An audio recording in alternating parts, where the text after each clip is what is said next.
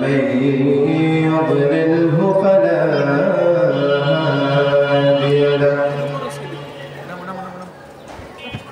وأشهد أن لا إله إلا الله وحده لا شريك له وأشهد أن محمدا عبد الله ورسوله أرسله بالحق بشيرا ونذيرا وداعيا إلى الله بإذنه وسراجا منيرا أما بعد فأعوذ بالله من الشيطان الرجيم بسم الله الرحمن الرحيم يا أيها الذين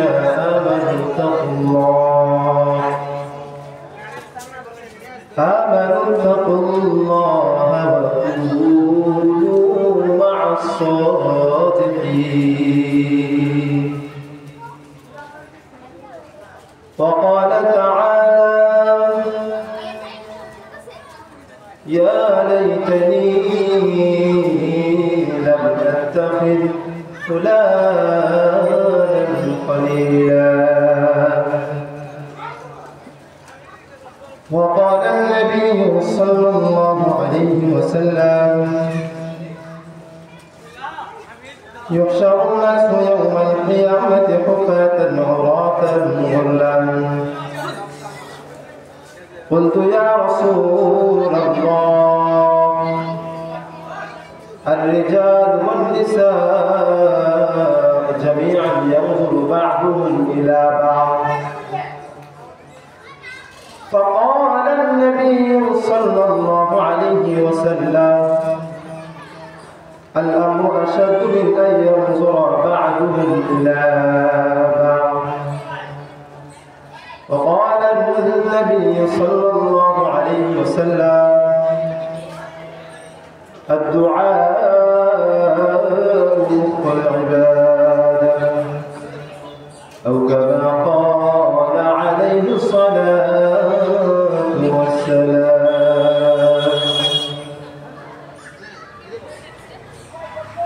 اكتشم زدا وغفل ذا شاه نباشي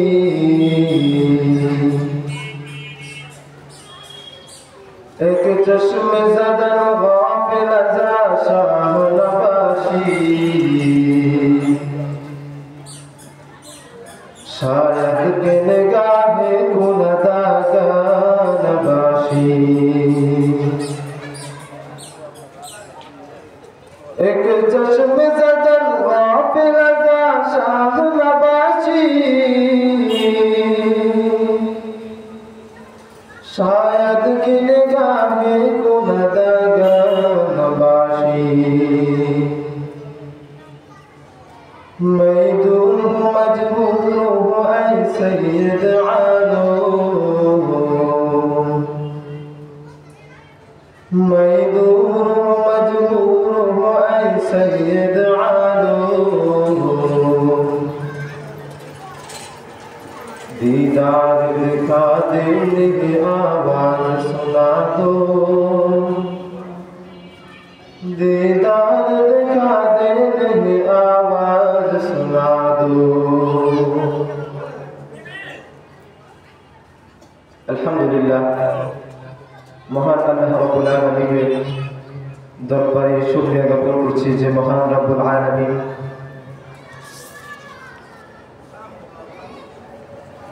রব্বুল আলামিন আমাদেরকে একটি ফজিলতপূর্ণ মজলিস কায়েম করবা এবং কিছু সংখ্যক মানুষকে আল্লাহ পাক এখানে আসার তৌফিক দান করেছেন।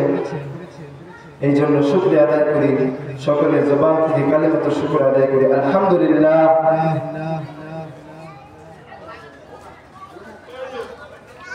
আল্লাহ রাব্বুল আলামিন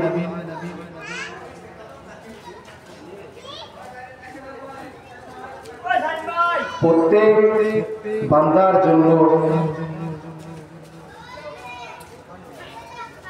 একটি সময় নির্ধারিত করে দিয়েছে, যে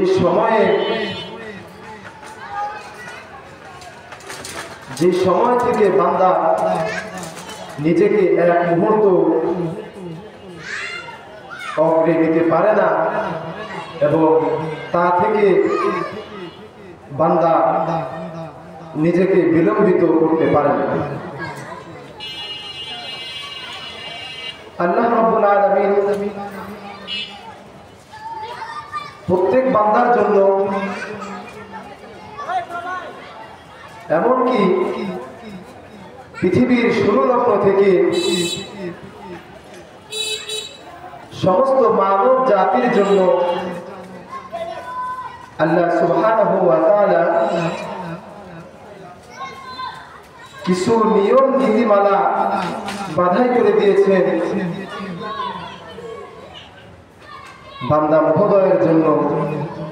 সেগুলো পালন করা বান্দার জন্য অপরিহার্য।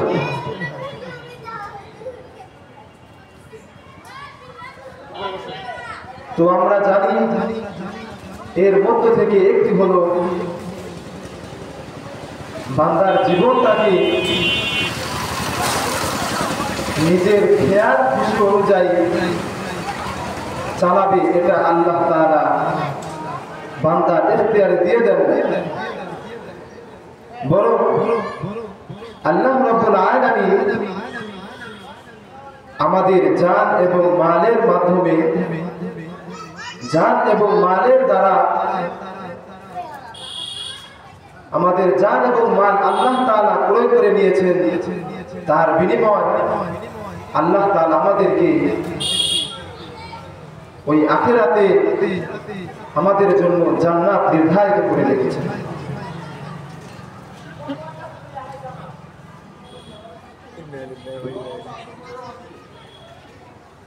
আল্লাহ রাব্বুল আলামিন তার এই কথার মাধ্যমে আমরা এই কথা জানতে পারি, আমি আপনি যদি আল্লাহ তাআলা হুকুম মোতাবেক নিজের জীবনকে পরিচালনা করতে পারি, আল্লাহ তাআলার হুকুমকে যদি নিজের জীবনে বাস্তবায়ন করতে পারি, তাহলে আমি আপনি হব আখিরাতের মধ্যে সে সম্মানিত জান্নাতের অধিবাসী।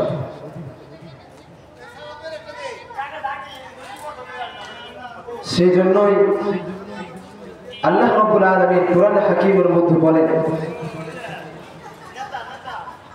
ইয়া আইয়ুহাল্লাযীনা আমানুত্তাকুল্লাহ,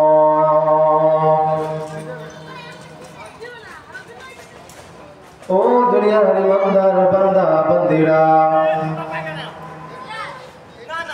আমি আল্লাহকে তোমরা ভয় করো, আমি আল্লাহ রাব্বুল আলামিনকে তোমরা ভয় করো। পাশাপাশি আল্লাহ রাব্বুল আলামিন ডাক দিয়ে বলেন, কুনু মা'আস সাদিকিন।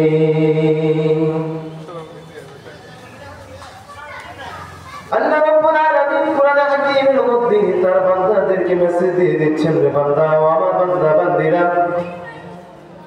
তোমরা দুনিয়ার মধ্যে নিজেদেরকে মুমিন, সাদিক, সত্যবাদী ব্যতীত নিজেদেরকে অন্য কাহার সাথে নিজেদের বন্ধুত্ব স্থাপন করিও না। আল্লাহ রাব্বুল আলামিন অদৃশ্যের সম্বাদের মালিক, সেই জন্য মালিক রব্বুল আলামিন বলে, বান্দা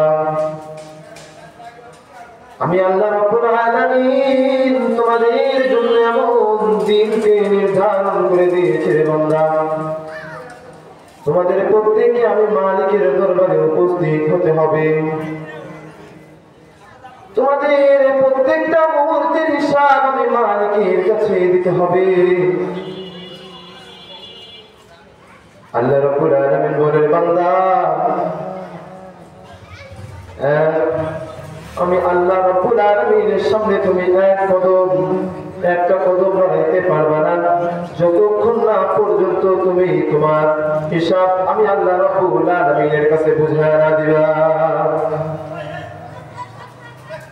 হযরত আব্দুল্লাহ ইবনে আব্বাস থেকে হাদিস বর্ণিত, আল্লাহ নবী সাল্লাল্লাহু আলাইহি ওয়াসাল্লাম বলেন, লা তাযুলু কদমা ইবনে আদম حتى يسأل عن 50 عن عمره فيما أفناه وعن شبابه فيما أبلاه وعن ماله من أين اكتسب وفيما أنفقه وماذا علم فيما علم। নবী সাল্লাল্লাহু আলাইহি ওয়াসাল্লাম হাদিসের মধ্যে বলেন,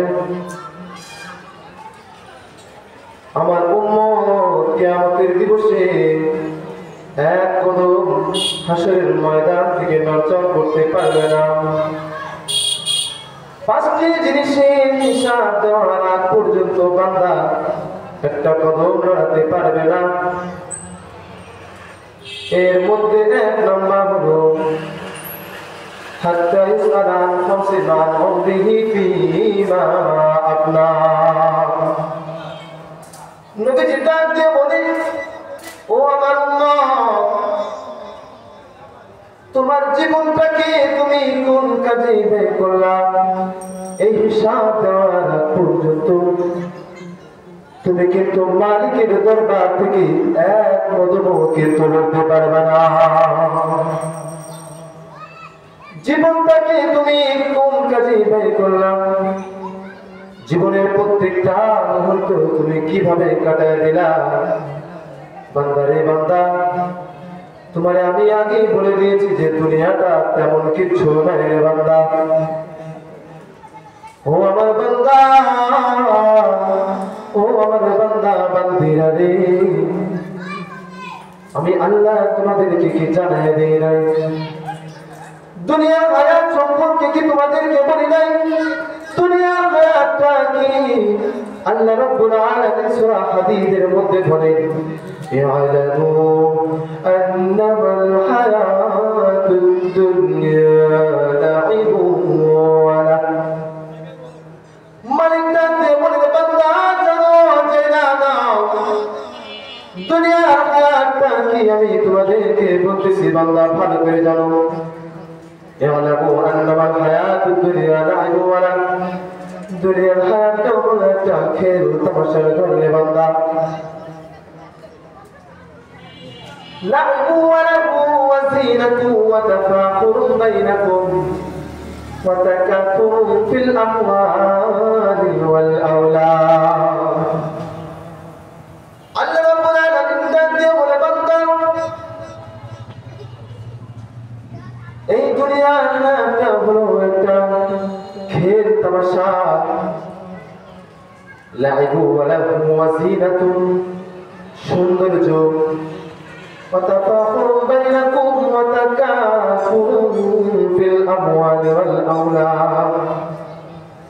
ছেলে সন্তান এবং ধন সম্পদের বাড়াবাড়ি। আমার কয়জন সন্তান, আমার কেমন সম্পদ হইল। বান্দা, এমন কিছু জানার পরে তুমি কেন আমাকে ভুলে গেলা?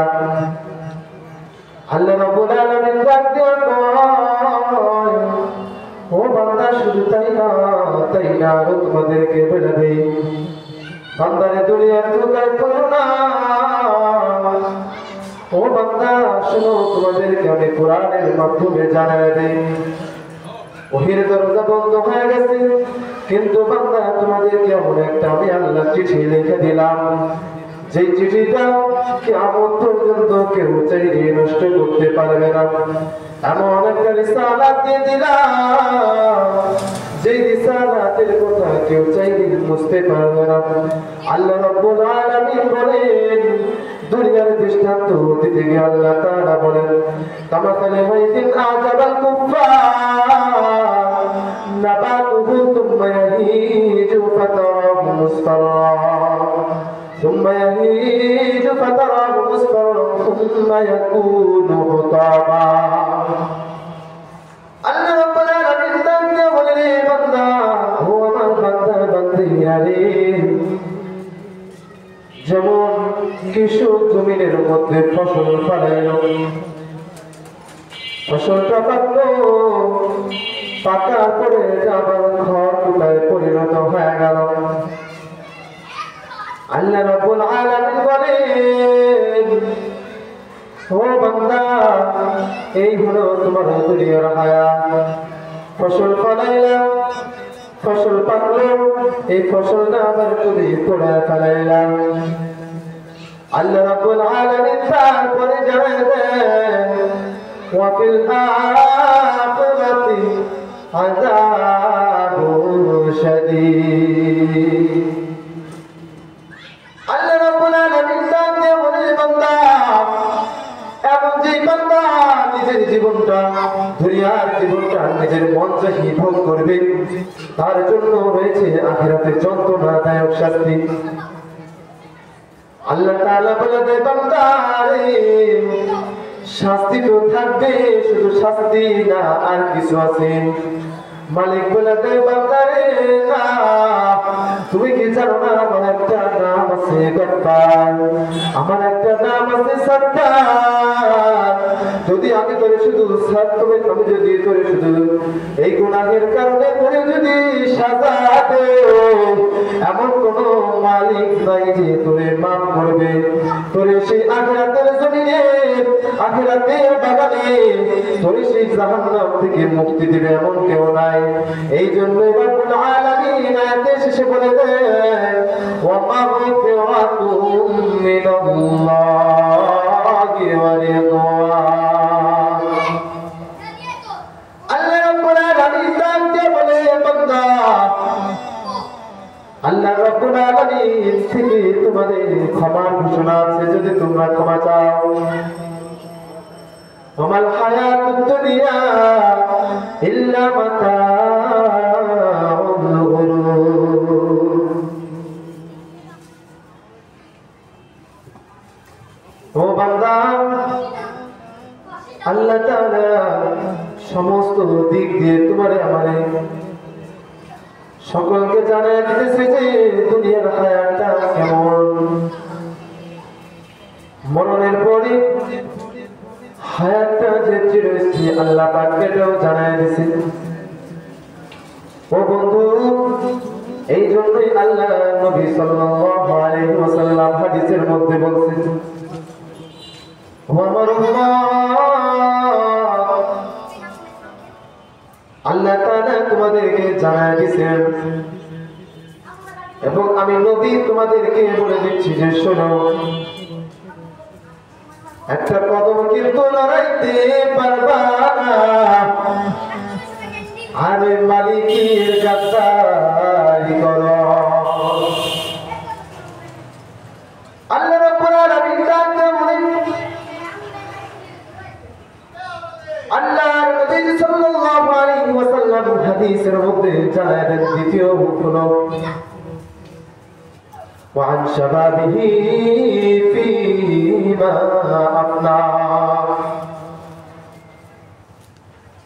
নবীজি ডাক দিয়ে কয়, ও আমার উম্মত রে, দুই নাম্বার, আল্লাহ রাব্বুল আলামিনের কাছে যতক্ষণ না তুমি তোমার যৌবনকালের হিসাবটা না দিবা, আল্লাহ পাকের সামনে থেকে তুমি এক কদম নড়তে পারবে না।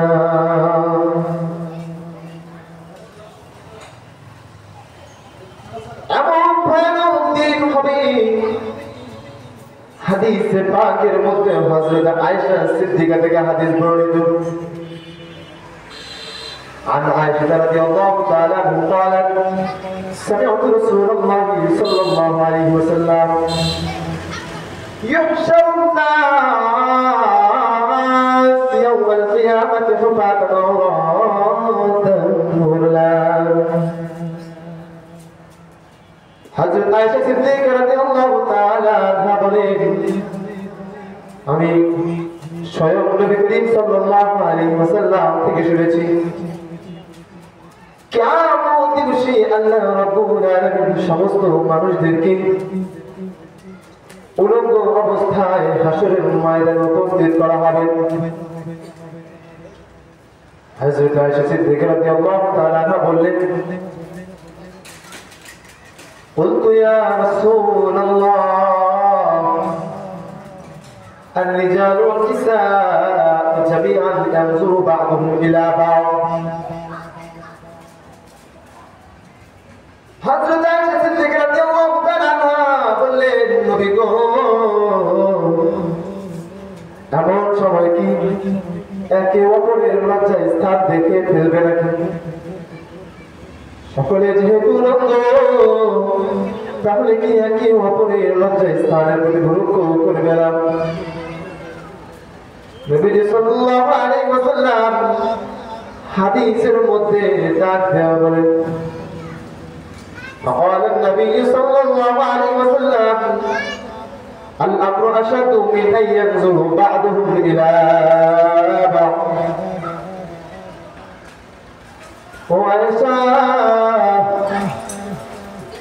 ওই তাকানো তো দূরের কথা, ওই তাকানোর থেকে ওই দিনটা আরো বেশি ভয়ানক হয়ে যাবে। এমন ভয়ানক দিন সকলের লজ্জা স্থান খোলা, কিন্তু কেউ কাহার দিকে তাকানোর খেয়াল করবে না। এত ভয়ানক দিন নবীজি জানাই দিতেছে, কিন্তু মুসলমান আমি আপনি এই হাদিসের প্রতি লক্ষ্য করলাম না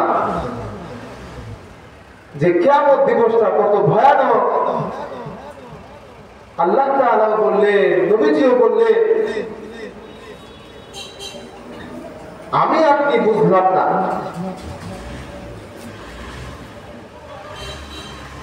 নবী সাল্লাল্লাহু আলাইহি ওয়াসাল্লাম হাদিসের মধ্যে 3 নাম্বার যে কথাটা বললেন, ওয়া আন মালিহি মিন আইনা তাসাবা ওয়া ফীমা আনফাকা। নবীজি ডাক দিয়ে বলে, ও আমার উম্মত, কোন পথ থেকে কোন পথ থেকে সম্পদ উপার্জন করলা এবং কোন পথে ব্যয় করলা, এই হিসাবটা দেওয়ার আগ পর্যন্ত তুমি কিন্তু মালিকের সামনে থেকে একটা কদম দিতে পারবে না। আজকে সম্পদ কামাইয়ের জন্য হালাল হারামের বাস বাসাই নেই রে বন্ধু। দুনিয়ার সামান্য ভোগ বিলাসের জন্য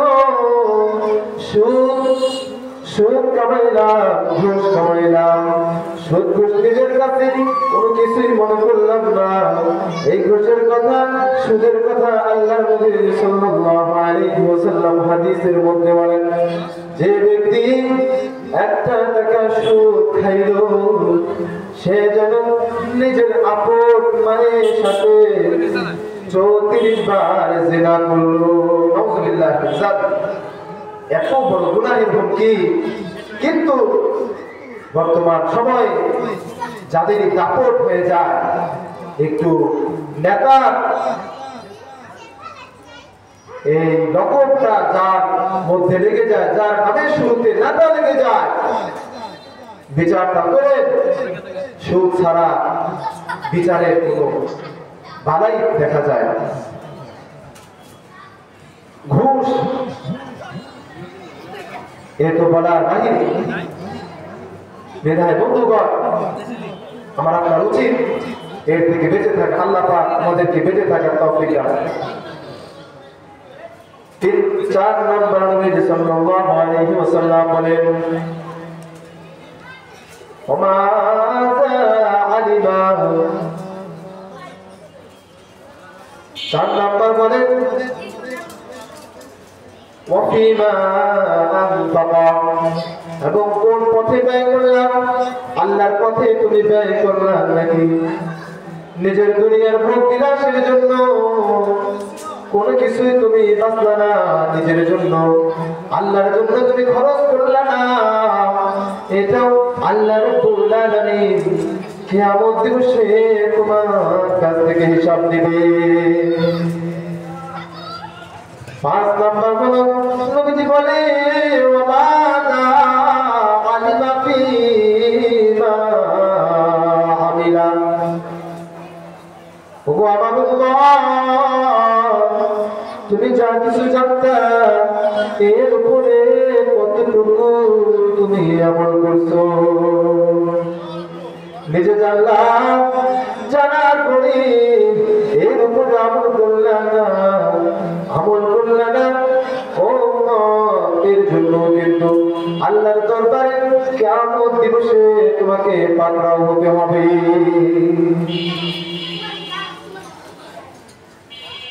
আমার দোস্ত আমার বন্ধুগণ, আল্লাহর নবী যে বললেন, আল্লাহ তাআলা বলে দিলেন,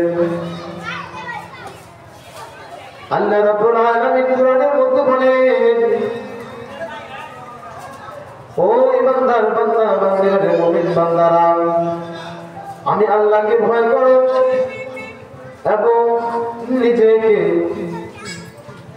মুত্তাকি ব্যতীত, সাদিক ব্যতীত, সত্যবাদী ব্যতীত তুমি কাউকে বন্ধুরূপে গ্রহণ করিও না। রব্বুল আলামিন কোরআনে হাকীমের মধ্যে বলেন কিয়ামত দিবসে একদল লোক বলতে থাকে আলাইতানি লাম্মা তাখিদ ফুলান খলিলা। আফসোস করতে করতে নিজের হাত পারবে আর বলবে হায়রে, আমি যদি অমুককে নিজের বন্ধু রূপে গ্রহণ না করতাম। তাফসীরের মধ্যে এসেছে মক্কার বড় এক নেতা আব্দুল্লাহ ইবনে মুআইদ নবী সাল্লাল্লাহু আলাইহি ওয়াসাল্লামকে একবার তার ঘরে খাবারের জন্য দাওয়াত করলেন। দাওয়াত করার পরে নবী সাল্লাল্লাহু আলাইহি ওয়াসাল্লাম তার ঘরে তাশরীফ আনলেন। নবীজি সাল্লাল্লাহু আলাইহি ওয়াসাল্লাম তার ঘরে যাবার পরে নবীজি বললেন ও আব্দুল্লাহ ইবনে মুআইদ, যদি তুমি কালিমা না পড়ো আমি তোমার ঘর থেকে এক লোকমাও খাবার গ্রহণ করব না। এই কথা বলার পরে আব্দুল্লাহ ইবনে মুআইদ ভাবলেন, যদি মেহমান নবীজি আমার দরবার থেকে ফিরে যান, আমার ঘর থেকে খালি মুখে ফিরে যান, তাহলে লোকে বলাবলি করতে থাকবে। তিনি তৎক্ষণাৎ নবী করিম সাল্লাল্লাহু আলাইহি সাল্লামের সামনে কালিমা পড়ে নিলেন।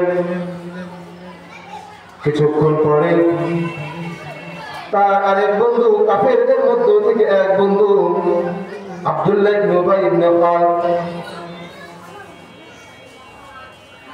এই কাফের যখন জানতে পারল তার বন্ধু আব্দুল্লাহ ইবনে মুআইদ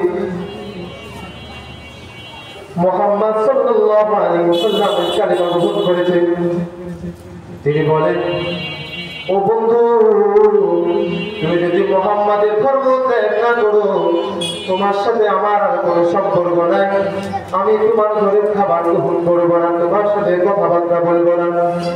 এই কথা বলার পরে বলল যে তুমি মুহাম্মাদের ধর্ম ত্যাগ করো। তখন আব্দুল্লাহ ইবনে মুআইদ বলল, ঠিক আছে বন্ধু, আমি মুহাম্মাদের ধর্ম ত্যাগ করব। আব্দুল্লাহ ইবনে উবাই ইবনে খালদ বললেন, আমি এতটুকু বললে আমি তোমার থেকে বিশ্বাস করতে পারি না যে তুমি তার ধর্ম ত্যাগ করেছো।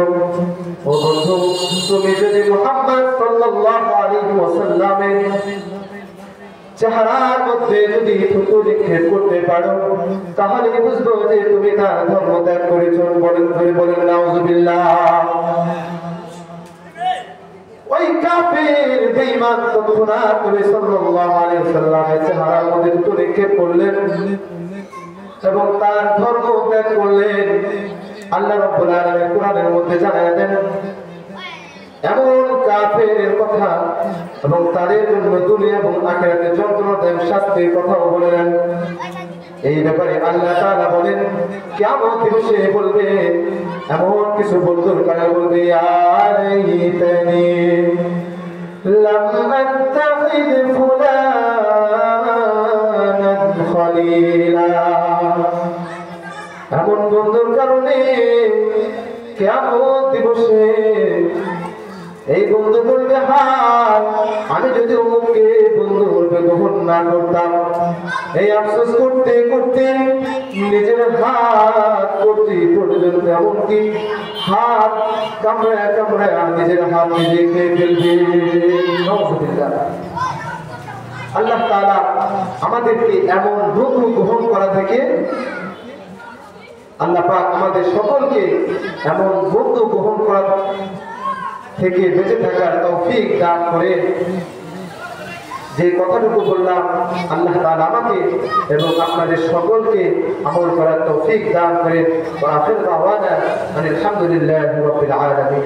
আসসালামু আলাইকুম ওয়া রাহমাতুল্লাহি ওয়া বারাকাতুহু।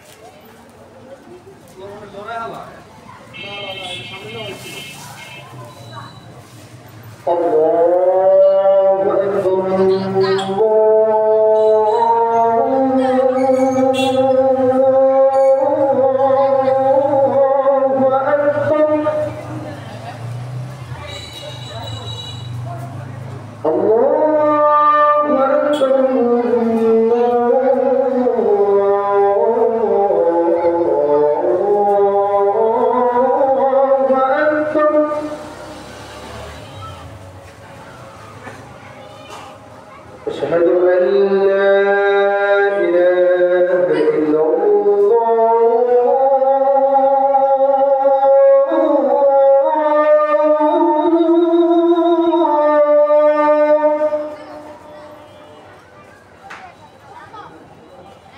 أشهد أن لا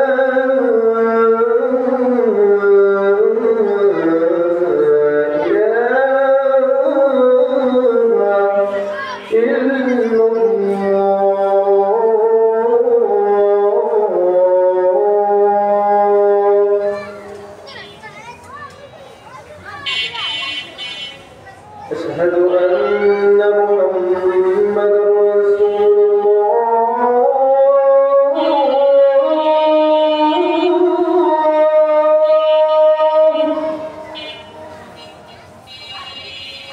أشهد أن محمدا رسول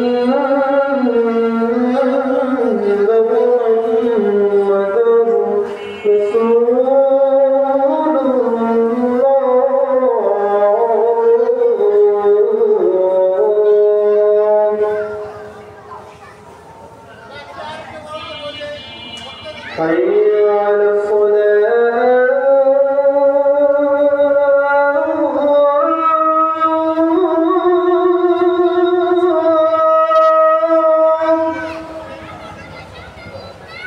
حي على الصلاة